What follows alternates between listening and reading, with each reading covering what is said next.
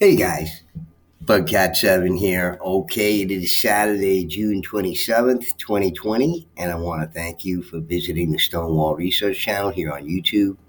I really do appreciate it.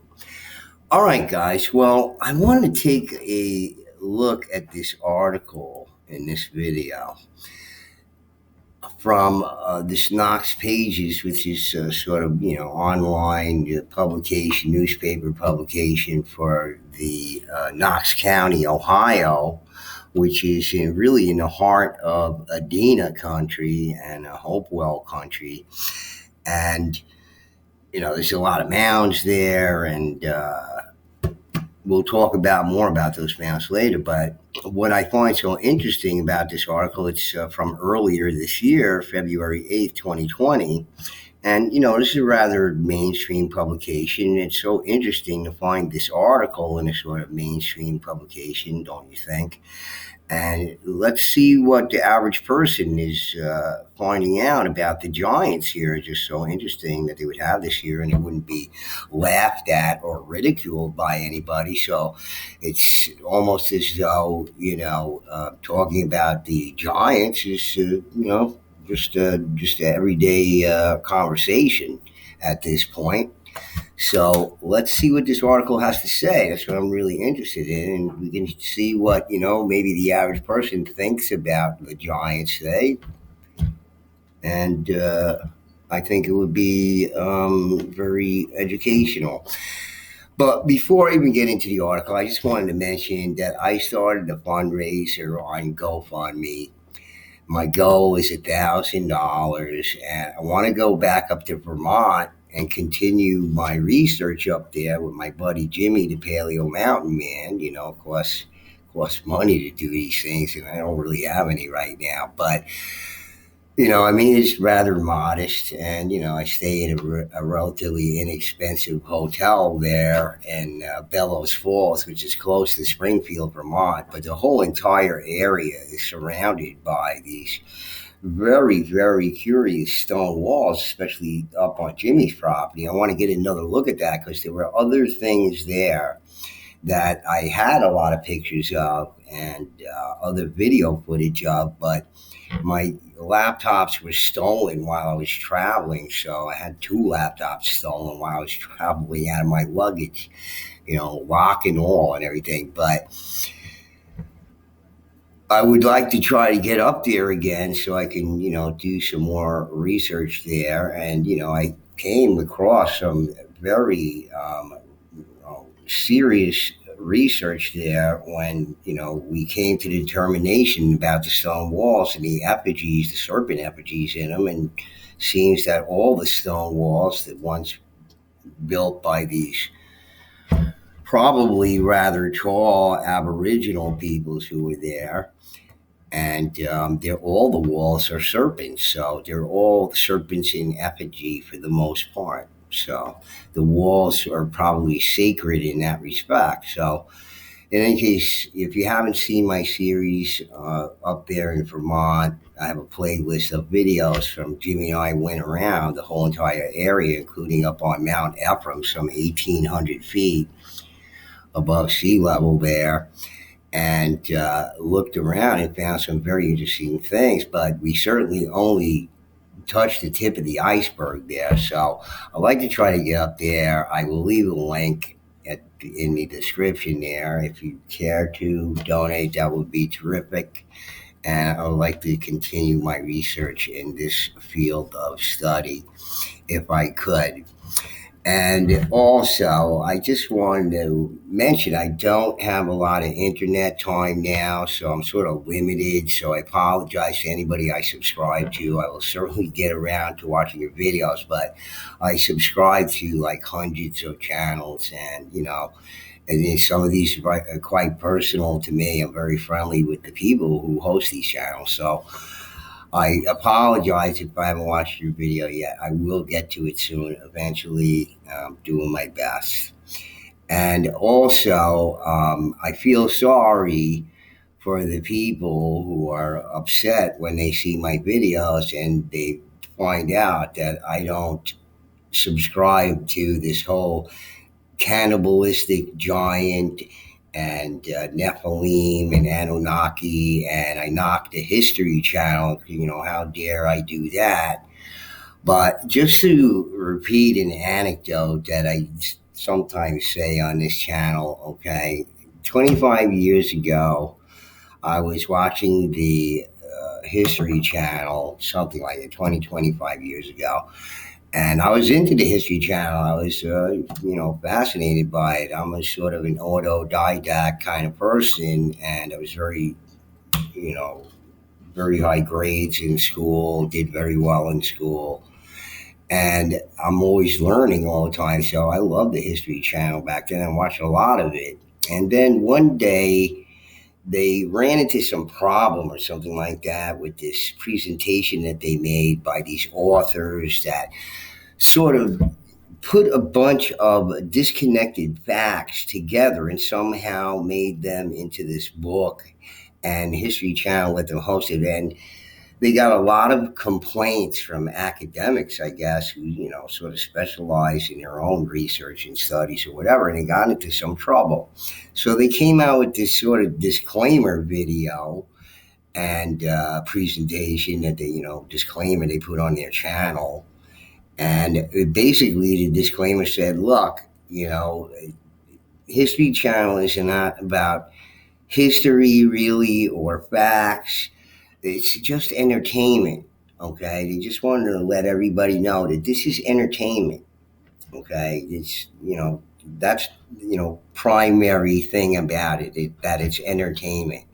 Secondary is that it's history or facts. Okay, so just keep that in mind. They said it themselves. I'm not putting them down or anything like that, but I often do put them down in that respect. But to make this point, okay, whatever you're watching there on the History Channel, first of all, it has to, be approved by FCC, Federal Communications Guidelines, okay? And then whatever it is, it's not necessarily history or fact. Okay, so remember that when you're watching Ancient Aliens or whatever it is that you're watching on there, UFOs, I don't care what it is, okay? But I'm sorry, a lot of my thoughts and ideas about these things, and they're not my original ideas. I refer often to, what I say about it to other researchers in the past, okay? That, you're going to hear some third man out, to really weigh out alternative ideas here, and they're not really way out. These are the facts, folks. I'm trying to give you the facts here, okay? You're being brainwashed by the History Channel, the government approved History Channel, and a bunch of people out there like L.A. Marzulli, whatever, who are repeating these things over and over again. It's been repeated over and over again about the Bible and the stories about the giants. They're always bad guys and blah, blah, blah. Okay. And, when we find out differently in our research, I mean, certainly we have to, question all of these ideas of the past. And when we hear all the facts and put them all together, it certainly seems contrary to all these things that are reported by the History Channel and the various writer researchers, quote unquote, that look into these things. So just, I feel sorry for you. I really do. You're letting that influence your thinking on these things, and I'm sorry there. At this point, they should be outmoded and outdated ideas now that we're in the 21st century. So, look, just keep that in mind. All these different things you hear on my channel, you're not going to hear on anybody else's channel. They're all going with whatever directive and rabbit hole they're going down. I'm telling you, that's all it is a rabbit hole. You're not going down any rabbit holes here. You can hear the sincerity in my voice when I discuss these things on my channel. I can make these overly, produced videos. Well, what good is it if you're not getting the truth out of it? You know what I'm saying? So, anyway, let's take a look at this article here. It's very interesting. We'll read it. And I'm going to take a look at some other things that this Mark Sebastian Jordan has written about this subject later on. But let's hear what this article has to say about it. And again, it's from earlier this year. You see this overground mound here. It says the ancient mound in Homer is a rare surviving relic of the mound builders culture which once flourished in central Ohio, leaving in its wake legends of giant skeletons found in mounds and temples excavated by early settlers who lacked the technology to preserve the giant bones, and they certainly did when they were exposed to the air. Nearly 100% of these skeletons disintegrated into dust. Okay, it broke down immediately when exposed to air. And this is why it's disingenuous for when people say, we have to produce a giant skeleton. Well, we certainly could, of all of our accounts from the past, but it certainly seems that most of these remains were not handled in a way that would be, good for preserving these things. And, they're gone now. So it's kind of hard to cough up a large skeletal remains when, 90 something percent of them were basically, you know, disintegrated into dust somewhere and probably sold at garage sales and everything else. So, and meanwhile, when you research these things, you find out that the ancestors of the Indians, the Paleo Indians, okay, the Paleolithic native peoples that were here, they never find a skeleton. So if they never find a skeleton of these Paleolithic Indians, they're supposed to be just like, contemporary tribes, right? They never find any skeletal remains. Well, if they never find any skeletal remains, why would they expect somebody else who, believes in the giants to come up with skeletal remains? They can't even find the skeletal remains themselves. So, who's to say how big these people are? But they often find in the burials these artifacts which are too large for any normal sized person to handle. They find it again and again and claim that they're simply votive offerings, votive grave offerings, and nothing more. In other words, it's just sort of symbolic of whatever it is this person expects to be larger in the afterlife for some reason. Okay. And, look, they never find any of these skeletal remains, yet they find all these weird and many things they can't even explain. Some of these artifacts, they have no idea what they were. So it seems that there's a lot more research to be done on these things, but apparently people are coming around. So let's read this article here, okay? Editors note, this is the third in a gradually unfolding series of articles about the ancient prehistory of the area. Later articles will look at the Native American residents of Knox County around the time that white settlers moved into the region. Okay, and we're going to go back to these previous articles in later videos, probably over the next couple of days, because I want to get through this here and do it. Important news broke last week when the Ohio 5th District Court of Appeals ruled that the Ohio History Connection has the right to acquire the lease to the Octagon Earthworks in Newark, with the express intent of making the significant prehistoric site more accessible to the public. And there's a prehistoric Homer. They show a number of mounds on these things you can see on the old maps. The early map of Homer from 1854 shows the Fulton property circled in red, which housed a mound that enclosed a stone structure. An additional mound was flattened as a site for Fulton's farmhouse. The site of the Dixon Mound is marked with a gold star. Currently, the site is occupied by the Mound Builders Country Club a golf course, which barely makes the site accessible to the public, and where our managing editor, Larry Phillips, worked as a caddy in his high school days. While the golf club has been there since 1933, this ruling may open the doors to allow people with an interest in this region's astonishing past to explore the earthworks. While not as epic as the Newark sites, there are other earthworks even closer to Knox County. Just over the border into Licking County, a small town of Homer is a host to a fine, steep mound and remnants of other structures, which were the origin of some interesting stories. According to the 1881 history of Licking County in 1824, an excavation of a prehistoric fort on the riverbank adjacent to the Homer Cemetery revealed a very large human skeleton. It is stated that the jawbone would go over the face of the largest man present, with two hands placed between, the book says. And here's the columnist, Mark Sebastian Jordan. To unpack that information a little bit, the Homer Cemetery is on the west side of the village, across the street from the public library. The cemetery sits on a bluff, which may also have been the location of the quote-unquote fort described.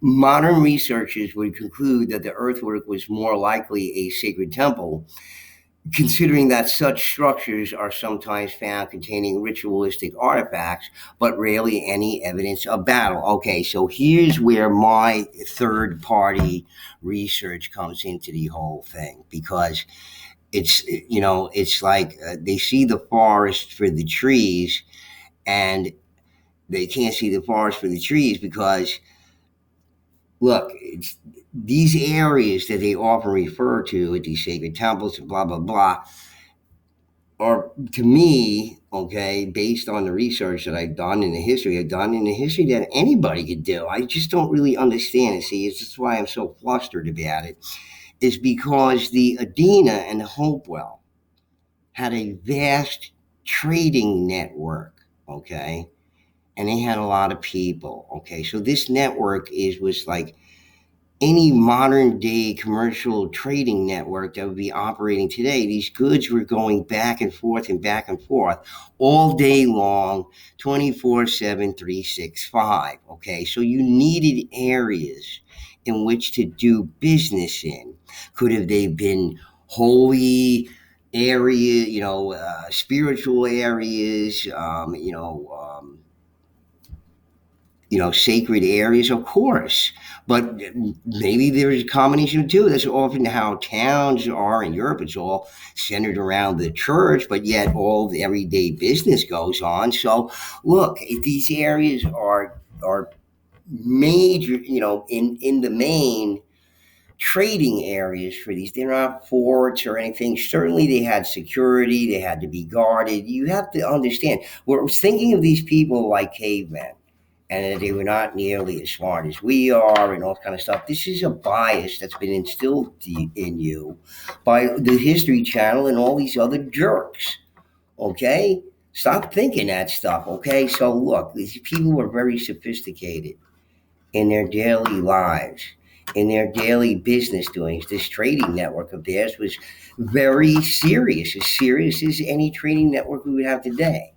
And a similar thing was going on up here in the northeastern part of the United States, where all the stone walls are. And the stone walls are also reflective of a large organized system, okay? Beyond that of just, the tribes and everything there, but a network of things were going on up and down the Americas that we can only imagine. And the Adena and Hopewell trading network was part of the whole thing. So I'm just saying, okay, this most likely was one of these major trading areas, and it was very secure. The temple likely sat on the bluff itself, as an examination of old maps demonstrates that Licking River once ran very close to the bottom of the bluff. Current maps and visual examination shows that the river is moved a slight distance to the north. How can this be? My guess would be the massive floods that hit Ohio in 1913. Many riverbanks in this region suffered collapse during that flood. I would suppose that whatever remained of the temple was lost in 1913 when the edge of the bluff collapsed, and the resultant landslide pushed the course of the river a few dozen yards to the north. The history book adds that around 1831, a group of local men dug 15 feet down into the mound across the street, which is formerly known as the Dixon Mound, after an early landowner, and is sometimes alternately known as the Williams Mound for the same reason. This mound is the steep mound visible directly behind the Homer branch of the Licking County Public Library. These searchers did not find anything in the mound and abandoned their search. And this is what's very strange about the mounds is some have, these burials in them and some don't. Does that suggest that there was even a time when the mounds were built and they weren't built for burial purposes or just an entirely different purpose altogether? Or is that from a different time period? I don't know. I'm just asking. Over 50 years later, in May of 1885, the Newark Advocate reported the discovery of two giant skeletons in Homer. A few days since, one of the residents of Homer, in passing through a field, accidentally saw some human bones protruding from the earth in a side hill, which proved to be of gigantic size. Upon further excavation, two large skeletons were revealed, both large enough for the skulls to completely encase a modern adult male's head with room to spare. A report in the New York Times, Dateline Senneberg, says that the initial find was made by Homer schoolboys and that the subsequent digging by adults turned up two more skeletons and numerous flint artifacts. The Times article states that three of the skeletons were measured in excess of 7 feet in height, while the largest was over 8 feet tall. And that's mighty big, folks. A report from the McCook Weekly Tribune from a week later ups the total to five skeletons and adds that the skeletons were all found with their feet pointing toward the east on a stone platform 5 feet beneath the surface of the mound. Burned bone fragments, charcoal, drinking vessels, and flint weapons were found as well. The most striking articles besides the skeletons, the article continues, were a finely finished stone pipe, the bowl being large and polished and engraved with considerable care in a simple way. The figures are birds and beasts. A knife shaped like a sickle reversed and having a wooden handle held by leather thongs and a kettle holding perhaps 6 quarts. Where are these artifacts now? Okay, where are they now?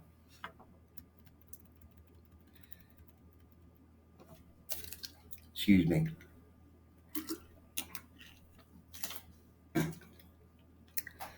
The reports are a little vague about the location of the discoveries, one saying the skeletons were found in, quote, a small mound near Homer, unquote, while the other says, quote, near a prehistoric fort or mound, unquote.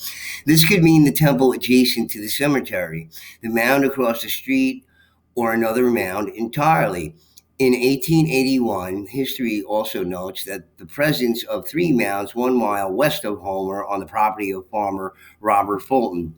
The book says that one of those mounds was flattened to provide a site for the farmer's house, while the other two remained. One of those mounds was excavated, revealing a dome-shaped stone building about 10 feet in diameter, 3 feet tall. I like, the correspondent here puts in this exclamation point because he's definitely down with this whole thing and, how the mound should be preserved, certainly at the very least, no matter what you believe. This seems reminiscent of other mound structures that have been identified as Adena mounds, dating back as far as 2500 BC, and that's probably way too recent anyway.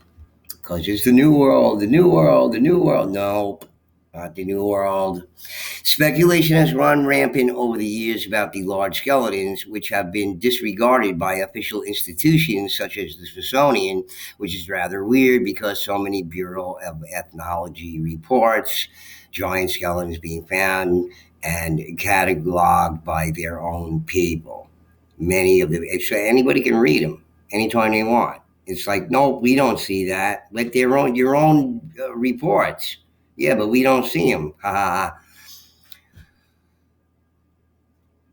Skeptics suggest that the reports were hoaxes spread by newspapers more interested in intriguing readers than checking facts. Okay, so 100% of these things were hoaxes, right? Except that that doesn't bear out the law of averages. You see, it's impossible for 100% of them to be false accounts. Anyway, at the very least, okay? Anybody who says that is trying to screw your head up. Okay, it's not possible for that to even occur. But the sheer scope of these reports throughout the 19th century makes it hard to believe it was nothing more than a hoax. Collectors of these reports have filled books, but the big problem is that none of the skeletons are known to still exist, because upon exposure to oxygen, it seems that the ancient bones quickly deteriorated. Skeptics find that mighty convenient for the hoax explanation, but it is well enough documented that buried ancient bones do decay rapidly when exposed to human conditions. Many of the world's ancient skeletons are from arid regions for this reason. Only bones pickled by bogs survive excavation elsewhere.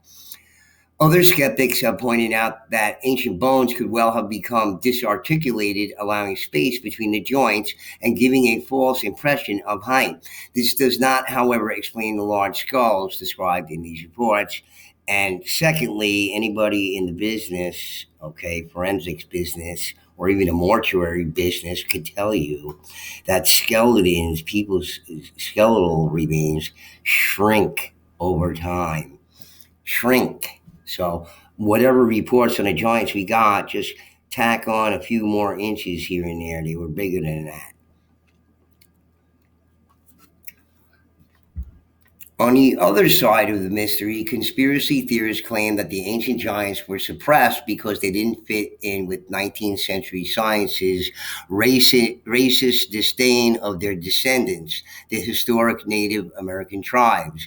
Me? Question mark. I'm not sure what to think, but it's not that hard to imagine a royal class of rulers or priests passing a trait for unusual height to their offspring until either it was bred out of them or else they died out from inbreeding, as restricted royal classes so often do. So that's the third thing you have to consider, besides the fact that I believe, these giants started out at some really huge sizes, like 18 and 16 feet tall. They devolved over the years because the gravity changed, okay?